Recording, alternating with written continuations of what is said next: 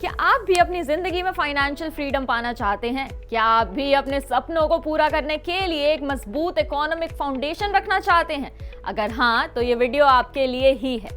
Hello, good evening. मेरा नाम है ऐश्वर्या और आज मैं बात करने वाली हूँ दो ऐसे इन्वेस्टमेंट ऑप्शंस की जो आपको यंग एज में ही आर्थिक रूप से मजबूत बना सकते हैं। म्यूचुअल फंड्स और सिस्टमैटिक इन्वेस्टमेंट प्लान यानी SIP। आज की यंग जनरेशन पहले से कहीं ज्यादा अवेयर और एम्बिशियस है। वो सिर्फ नौकरी करने तक सीमित नहीं रहना चाहते, बल्कि अपने पैसों को बढ़ाना और अपने फ्यूचर को सिक्योर करना चाहते हैं। लेकिन वही पुराने तरीके RDs, FDs, LIC वगैरह के अलावा कुछ और।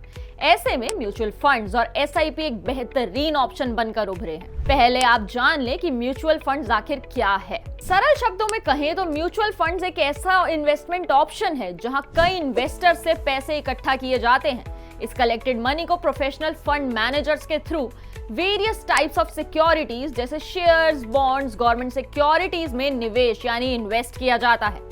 आप म्यूचुअल फंड के यूनिट्स खरीदते हैं और आपके यूनिट्स का मूल्य यानी वैल्यू फंड की परफॉर्मेंस के साथ बदलता रहता है।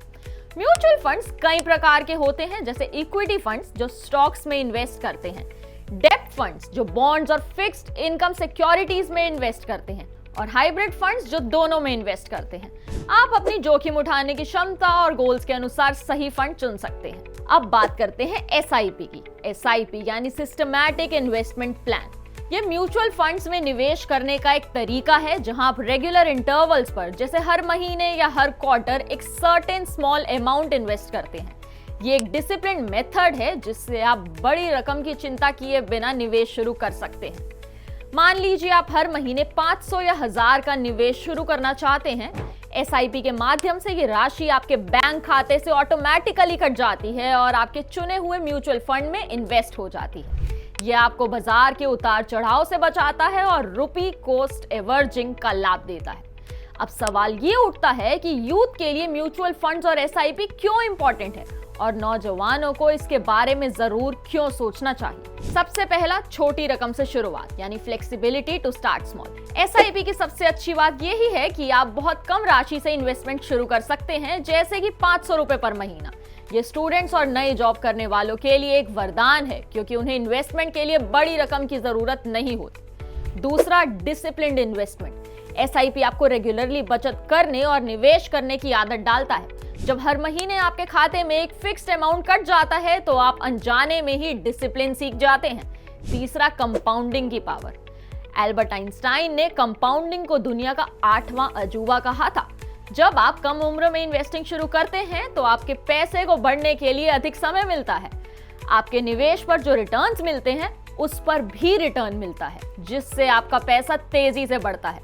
लॉन्ग टर्म में कंपाउंडिंग इनक्रेडिबल रिजल्ट्स दे सकता है।